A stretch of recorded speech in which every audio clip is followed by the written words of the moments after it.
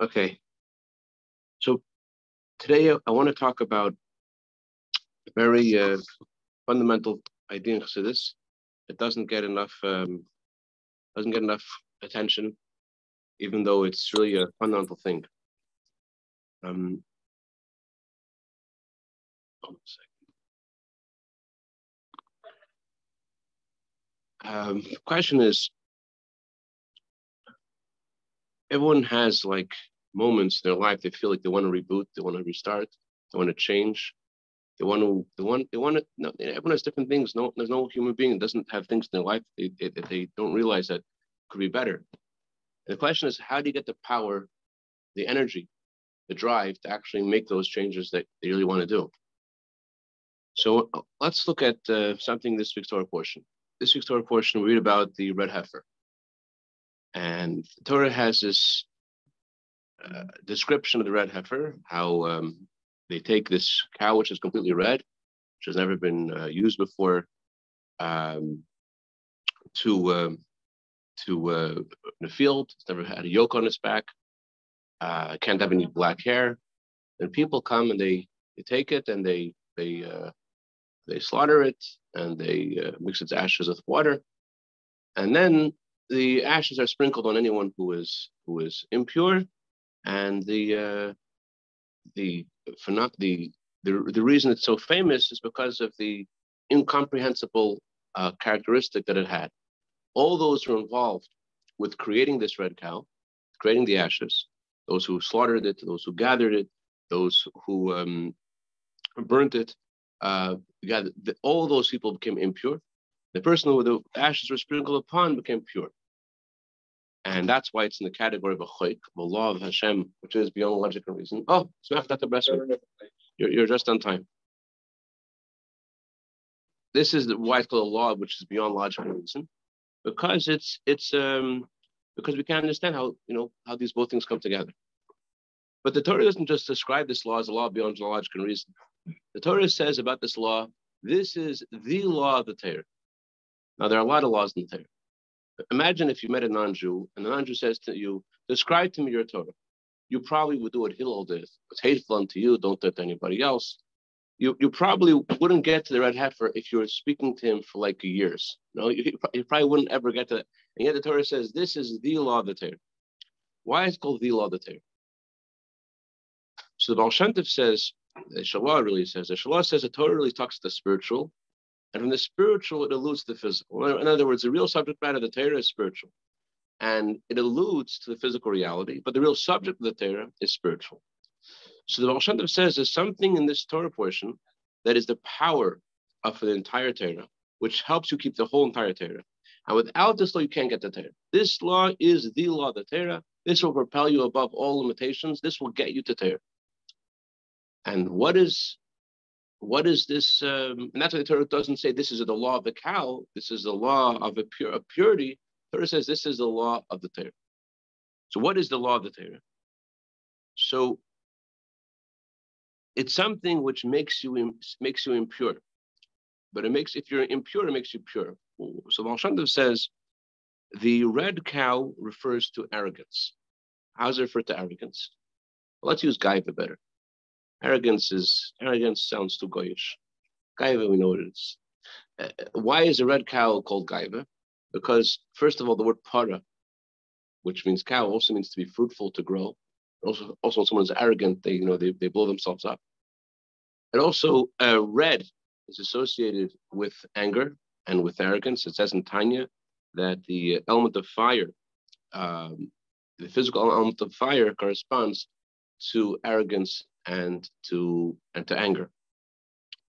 So when you're angry, you want to you want to lift yourself up above someone else is putting you down, or that's the same thing as arrogance. You want to lift yourself up. So that's why the red cow refers to arrogance. So arrogance isn't really a good thing, but gaiva, or using these words interchangeably, gaiva, arrogance isn't a good thing, but if you're impure, you need it. What does it mean if you're impure? If you feel that you can't really approach Hashem because of where you are. You have to sometimes use something which isn't so holy to get there. You feel that you can't begin to serve Hashem. You need to have this sense of arrogance. The arrogance is what actually will build you and lift you and allow you to approach Hashem. How so?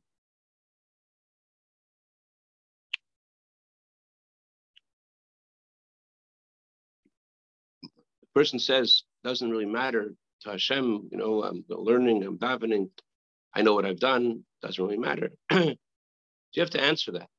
You have to answer this. Baal Shem Tov says in your first step of serving Hashem, it's okay, Baal Shem Tov, in other words, to say to yourself, I need to learn Torah because my Torah does matter. Because when I learn Torah, it's going to help me. How's it going to help me? Because I learn Torah, and then everyone will say about me that I'm a Torah scholar. If I learn Torah, I'm going to get a better shidduch. I'm going to go in Torah and yeshiva, and I'll find a better soulmate because everyone will hear that I'm a good student. So it's a selfish thing, it's an arrogant thing. But Baal Shem Tov says that to start to serve Hashem, to begin to serve Hashem, you have to have this sense of arrogance, this sense of gaiva. And this gaiva, it sounds like it's a bad thing, it purifies you, it lifts you. Because when a person says to themselves that they have all kinds of faults and all kinds of deficiencies, and they look at themselves and they see only terrible, first of all, it shows ingratitude to Hashem. Hashem gives us all these great things. People think it's so holy to point to them their flaws and to say how terrible they are. It's ungrateful to Hashem to say Hashem gave you all these gifts, and you say to Hashem, I'm really terrible. I'm really ugly. This is bad. Everything is bad. I'm not really good. So by saying all those things to Hashem, you're being ungrateful, and by saying that you're in danger. The moment you say to yourself that you're worthless, that you're low, you can lose control of yourself. You can lose control easily because it doesn't really matter where you are because you're just low. You're just inside. You're not the way you're supposed to be. So it doesn't matter what you do. So the gaiva that you have, that you say that what I'm doing, I have this thing I'm going to learn is going to help me. It matters. This actually, Hashem says this purifies you. This lifts you up. But then the Baal Shem Tov says there's a second step. After you've been able to approach Hashem, after you started to serve Hashem, so then you have to start thinking about, instead of just thinking about how the selfish reasons of serving Hashem, which helped you, which purified you before, now it's time to be more altruistic. Now it's time to think about how everything comes from Hashem and your whole being comes from Hashem and to serve Hashem completely and idealistically just for the sake of knowing the will of Hashem. But in your first beginning of serving Hashem, you can't be idealistic. You can't be all going to serve because Hashem wants me to do it. I have to say to myself, this is valuable for me because I want to do it because this is good for me. That's the first step. And this gaiva purifies you.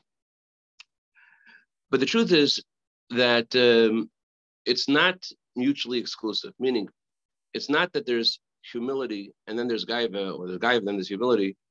It's possible that the gaiva and the humility go together. At the same time you're having gaiva, that gaiva itself is a humble kind of gaiva. Let's say, for example, a child walks with his father to go somewhere. So the child feels, on the one hand, he feels very slow, very small. He's very little. He's just going with his dad. On the other hand, he feels very powerful. He feels very strong because his dad is holding his hands and they're going together and they're going to go do something together because his dad is, to the child, is the all-powerful dad. So the child feels like, I'm going with my dad, but this is going to work. So in a similar way, he has to feel that whatever that Hashem relies on us, Hashem gives us, and Hashem entrusts us with capabilities and with talents, and He gives it to us, and He believes in us, and He expects of us that we're going to use what He gives us. So it's not like that I'm just having gaiva because of the specific. I'm feeling better than other people. There are two kinds of gaiva and two kinds of humility. One kind of gaiva could be just a little off-color thing before we get to the two kinds of gaiva. Mendel Futerfas used to talk about his encounter with one older chassid. He asked him, "You've been around the world. Tell me how gaiva works." Okay, guy says, guy walks into shul and he wants an aliyah. And he asked the Gabbai for an aliyah. And the Gabbai says, you can't have an aliyah. It's already taken. So he gets upset. I built this shul. I can't have an aliyah. And he screams to the Gabbai. The old man tells her, Mendel, that's not Gaiba. That's okay. It's not so. It's Gaiba. That's okay. It's not really Gaiba. Guy walks into shul and he asks for an aliyah, and they say you can't have an aliyah. She doesn't say anything, but he thinks, how could he do this to me? It's not so good, but it's not really Gaiba. You know what Gaiba is? You walk in the shul and you think to yourself, they should know that they should give me an aliyah. That's already not healthy. Anyways, there's two kinds of Gaiba. One kind of Gaiba, I guess looks thinks I'm going off of the Gaiva thing. He thinks he's past that. Let me tell you something. I want to tell you something. The Baal Shem Tov says everybody has in their life katnos hameichin. Katnos hameichin means there's times you feel, wow, this is fantastic. Good God, wow, this is more. It's amazing. Torah mitzvah is fantastic. And everyone has times that they're dry. They're dry. So Baal Shem Tov says when you're dry, you need to have the guy. You need to say, this is so valuable. This is so amazing. This is so good for me. You need to have the guy. Now, I know you're very Hasidic. You want to hear the Hasidic version of Gaiva. We'll get there in a second. But just, you should know that Gaiva purifies you. It lifts you up. And the humility of saying that I'm worthless and I'm low is dangerous. It's dangerous. So it'll derail you. Okay. So there's two kinds of Gaiva. One kind of Gaiva is, I have Gaiva and I say that I'm better than you. I am richer than you. I am more handsome than you.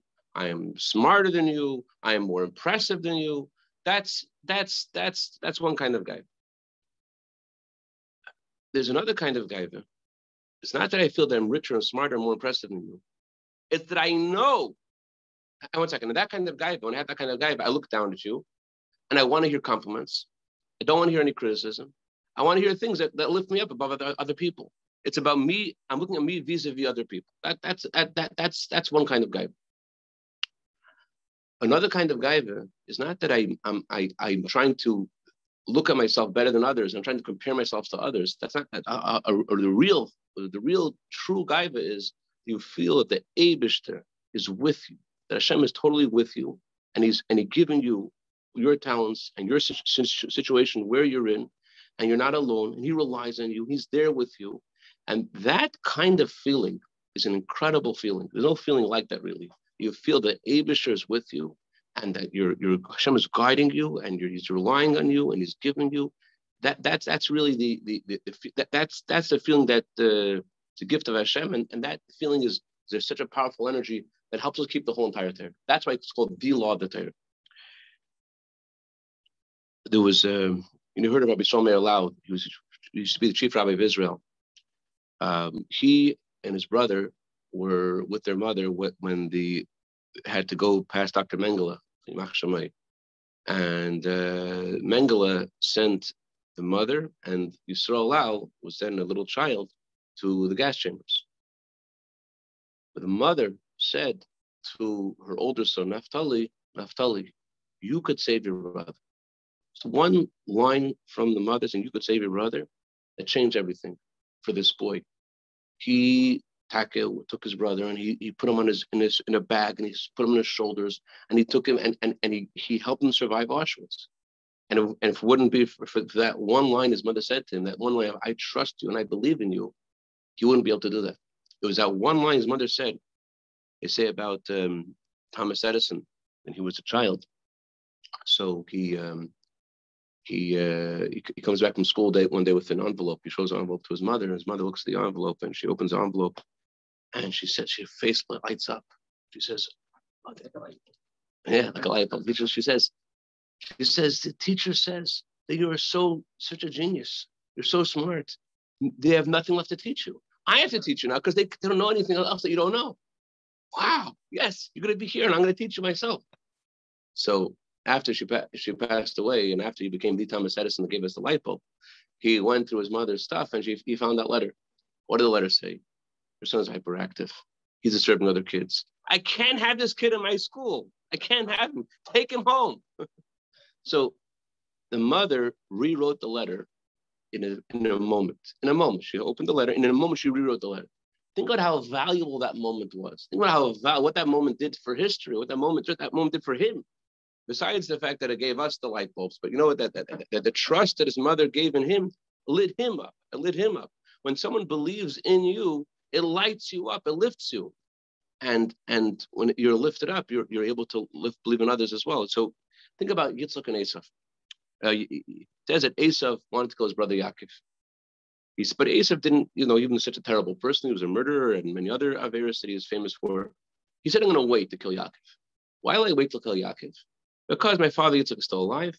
And I'll wait till Yitzchak dies, and then I'll kill Yaakov. 1 second. What about Rivka? Why is he only waiting for Yitzchak to die? Why isn't he waiting for Rivka to die? He doesn't care about Rivka. Why doesn't he care about Rivka? Because Rivka knew what kind of Rasha he was. Rivka knew what kind of a terrible person he was. And so it didn't bother him how Rivka felt. But Yitzchak believed in him. Yitzchak thought he saw in him goodness, and Esav felt that. He didn't want to hurt Yitzchak. When someone believes in you, it thinks you are different because someone believes in you. There's a famous professor in Israel named Robert Rosenthal. He did a study on this class of average minds, and he divided the class into 3 parts, and he told 3 teachers to take care of one segment of this class, and each segment he told they all were getting the same grades as everybody else, but he told the teachers that this class, these guys are the smartest kids in the school. They're all what's it called, the Mensa, the IQ thing, the top IQ is Mensa. These guys they're on top of the world. The other students, they're kacha, they're okay. These guys are. He told each teacher separately, and what happened? The students, which were told, the teacher was told that these students are kacha, they stayed kacha. Students that he told them that they're terrible, they got worse. The students that he said that they're Mensa, that their IQ they're just brilliant, they all grew that year to a whole new level. It was his faith in them, that he believed in them, that brought them up. So the Zeis Chukas HaTorah, what's the law of the Torah? That Hashem says you have to believe in yourself. The Tzaddik HaKohen, famous tzaddik, wrote a sefer, Tzaddik HaKohen, Sikas Hataki, says, just like you have to believe in Hashem, you have to believe, the second thing you have to believe after believing in Hashem is that Hashem believes in you.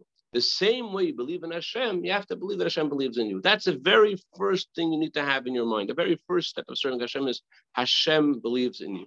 That's step 1. Rabbeinu Yonah also says something very similar. It's something that it sounds, you hear it the wrong way and not get it. But this is what he says. He says the very opening to serve Hashem, what's the first open to serve Hashem? Open to serve Hashem is that you're going upwards. You have to always try to go upwards. In other words, always see yourself in a place of virtue and try to stay in the place of virtue. Try to be in the good place. You are thinking, I want to always bringers. No one ever said that. No one ever said you have to always be in a place of virtue. Always look at yourself that you're doing good. You've been to a lot of, the bringers are step 2. Springs are step 2. But the step 1 of the Farbrengen is to broaden your horizons and to light yourself up. To light yourself up, you have to say that the Eibishter loves me and I'm cherished by Hashem. And it matters to Hashem where I am. And I'm going upwards in my service of Hashem, and I want to stay going upwards. I have a friend. Can't say I have a friend because I heard this from someone 20 years ago. I don't remember his name. But this guy told me he was in the Israeli army. And he went to his rabbi before joining the army. And his rabbi gave him the following piece of advice before joining the army. He says, always put on your pajamas. Always put on your pajamas. What was the wisdom of always putting on your pajamas? But after being in the army, he realized what he was telling him. When you join the army, the Torah says, a lot of things you don't have to do. A lot of things you're not obligated to do. A lot of things that you're allowed to give into because you're in the army. You have a bigger responsibility. You're saving lives. He wanted the guy to always feel you're a mensch, you're a person, you're valuable, you matter. That's what he wanted to give my tongue. Put on your pajamas. You're a mensch, you matter. Don't go to sleep at night and think that you don't matter. Go to sleep at night and say to yourself that I matter. I'm a human being and I have pajamas and I put them on. Okay, Yitzchak doesn't like the pajamas. So I'm going to get to you about the Tanzir Rav, after World War II, was given permission by the American, by the DP camps. They gave him a section to make a tefillah for Yom Kippur, make a prayer for Yom Kippur. So make a prayer for Yom Kippur. And their get up to Yom Kippur has the al-chait, all the different sins that we've done, right? We say to Hashem, we confess different sins. So they get up to the al-chait, And one guy screams out in front of everybody, says, this al-khayt isn't relevant to us. What does it say in al-khayt? For the sin that we've sinned before you, we've disgraced our parents and our teachers. What parents? Hashem's taken away our parents. Because of all the sins that we've sinned before you, disgracing our, we don't have parents. What are you talking about? It's not possible. This is not relevant to us. For the sin that we've done, we eat non-kosher. We had to eat non-kosher. It was a mitzvah to eat non-kosher. What kind of achidah are we saying?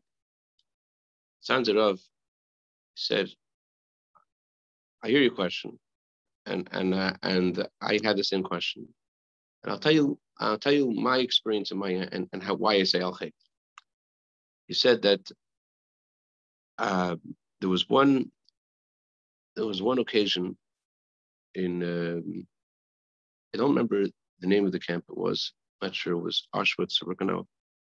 The Nazi guards told the Jews that they have to carry these 2 boulders up a hill, and if they would drop one, very heavy boulders, and if they would drop one, they have to go through they have to start over again. And every day they would kill 5 Jews. And he said that he would go to sleep at night, and he would pray to God not to wake up the next morning. And he couldn't believe that this would ever pass. He says, I never thought we'd ever get past this. He said, I didn't believe in Hashem. I didn't believe in God that God could bring us past this, that we could survive this. I didn't believe that Hashem really would that we could ever get this, we ever get out of this. So I've sinned before Hashem. How I sinned before Hashem? I've sinned before Hashem that I didn't believe in Hashem's, and Hashem really, He is in charge and He can bring us forward. I didn't believe He could bring us forward. That's the paradum. Paradum is you believe that Hashem can bring you forward. There's a letter of the Rebbe. This you like it. There's a letter of the Rebbe. Rebbe writes, this guy writes to Rebbe how he's a lo yitzlach. He has no success. And things aren't going so well. So Rebbe says to him, surely you know, the first part of the letter, surely you know, you're teaching the Kotzker Rebbe. What's the Kotzker? I don't think the Rebbe quoted the Kotzker Rebbe, but it's a famous teaching. I think it is attributed to the Kotzker Rebbe. Kotzker Rebbe says, we had in the Parsha a few weeks ago, the spies come back from Israel, and the spies say, we were like grasshoppers in our eyes, and so were we in their eyes. They were giants, we were tiny. We were like grasshoppers in our eyes, so were we in their eyes. The Kotzker Rebbe said, you know why they looked at us like grasshoppers? Because we looked at ourselves like grasshoppers. Look at yourself like a grasshopper, and everyone looks at you like a grasshopper. That's what the Kotzker Rebbe said. So Rebbe said, if Lu Yir Shemayim, if people who fear Hashem in general, and it's Chassidim b'yichud, if they would realize, if they would think about the incredible, if they would realize the incredible capabilities that they have, Rebbe said, that would take away all the lomas v'steirim. That would take away all the concealments of Hashem. Hashem hides himself from us, so we don't see Hashem's hand. If they would recognize their own, if they would recognize their own capabilities, they would approach things, Rebbe says, with a different kind of courage, and that courage would take away all the concealments of godliness, and that would take away some of the kishuyim, some of the actual difficulties. As long as they would just approach that, we're going to go somewhere. We're going to go somewhere. Hashem is going to take us, because we have it. Hashem trusts me. So this is the law of the paraduma. The law of the paraduma is that you, in order to serve Hashem, to open your horizons, to light up your neshama, you have to believe in yourself. You have to believe. So it's not really gaiva. It's like the father holding his child's hand and saying, I believe in you. That's not gaiva. You feel that whatever you have comes from Hashem. I'll prove it's not gaiva. Moshe Rabbeinu was the most humble person in the world. How is the most humble person in the world? So as the Alter Rebbe says, Moshe Rabbeinu said, Moshe Rabbeinu knew that Hashem gave me all these capabilities. He didn't recognize the capabilities. He knew he had all incredible talents, capabilities in his soul, and he was head and shoulders above everybody else. What made him humble, the true humility is you realize it's all from the Eibusher. You don't have, it's not by yourself, and that Hashem trusts you and He gives it to you because He wants you to accomplish something. In other words, no matter how low you are, you have to realize that you're always the ambassador of Hashem to this particular situation that you're in, and Hashem wants you to accomplish something. That's the gaiva of a paraduma, and that's the gaiva that's needed to keep the entire Torah. Okay, so I wanted to share today. Any questions, comments? Okay. Hazaka Baruch. Sure.